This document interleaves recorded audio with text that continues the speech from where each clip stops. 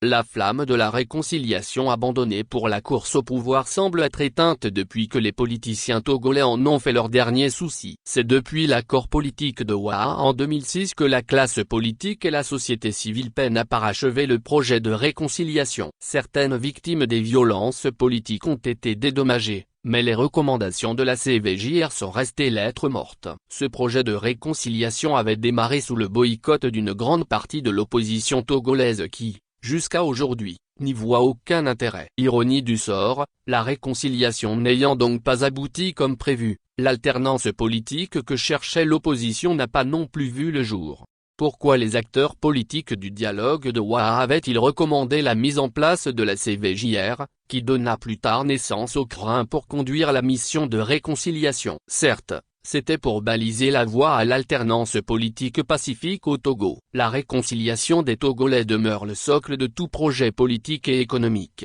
La réconciliation reste le plus gros projet politique et social que la classe politique togolaise n'a jamais réussi à achever. Il y a une corrélation entre la réconciliation et l'alternance politique pacifique.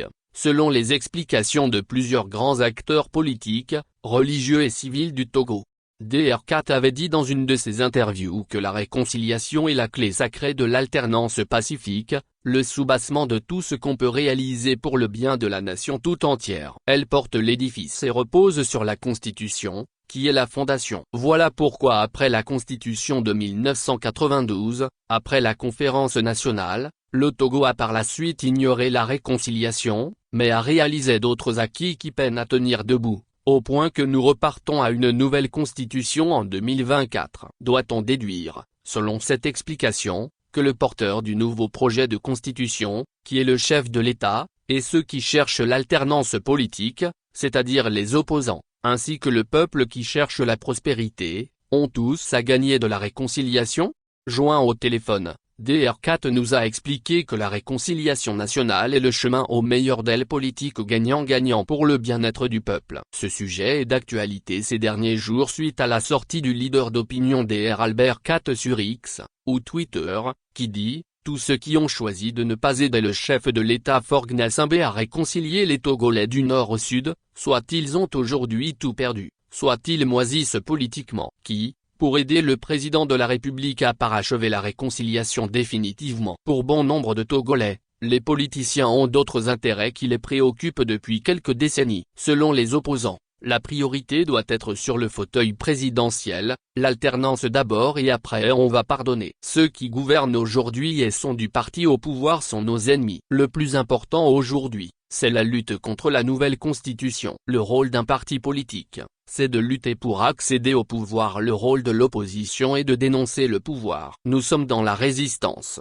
et bien d'autres slogans qui taraudent encore la pensée des pauvres citoyens abandonnés à leur sort. La raison étant la chose la mieux partagée, on se demande, si ces objectifs n'ont pas été atteints en 30 ans de lutte politique, pourquoi les acteurs ne changent-ils pas de fusil d'épaule en modifiant leur méthode? C'est-à-dire, réussir d'abord à réconcilier les Togolais et faire des compromis politiques historiques avec des mesures susceptibles d'ouvrir la voie à l'alternance et à la relance d'un Togo nouveau, réconcilié et prospère. Cette approche semble trop longue et irréaliste pour certains, qui avancent l'argument des multiples dialogues passés, sauf que les protagonistes avaient toujours pris le soin de discuter dans un cadre secret, permettant d'alimenter la polémique à l'issue des discussions et empêchant ainsi les citoyens de connaître la vérité sur les clauses.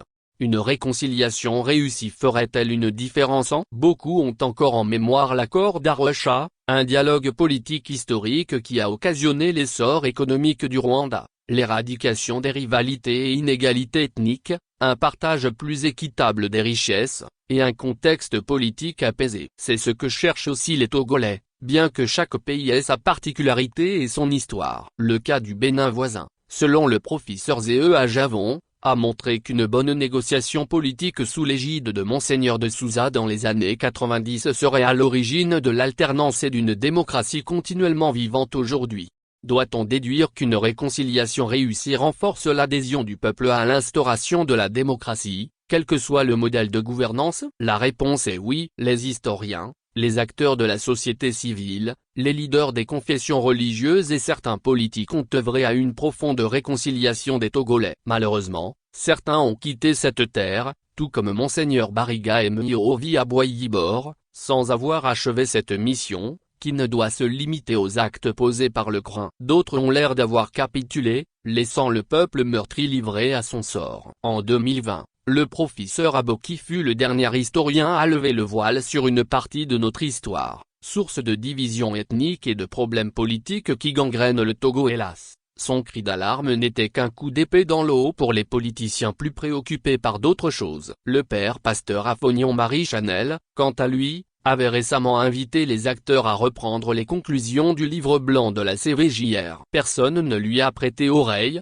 car les politiciens étaient plus préoccupés par les 3 élections en vue pour accéder au pouvoir et gouverner avec leur parti politique. L'occasion dorée d'avoir les retombées de leurs investissements. Beaucoup sont revenus avec des larmes et ont repris le chemin de l'église pour se faire consoler. Dr Albert Kat avait déclaré, « La réconciliation nationale est très difficile à réaliser et très complexe, car beaucoup de facteurs doivent être mis en place. » Même Monseigneur Bariga devait avoir l'aval du Vatican avant de s'immiscer dans un tel projet politique national. Quelques jours avant sa mort, l'ancien Premier ministre et avocat Myohovi Aboyibor m'avait exprimé son désarroi profond en disant, « Si nous n'arrivons pas à réconcilier tous les Togolais, je crains que nous allons vous laisser un héritage que vous ne pourriez pas gérer demain. » On peut comprendre aujourd'hui qu'après la mort inopportune de Monseigneur Bariga et Aboyibor, 2 efficaces ténors des négociations politiques que le Togo ait connues ces 2 dernières décennies, notre compatriote pose la question,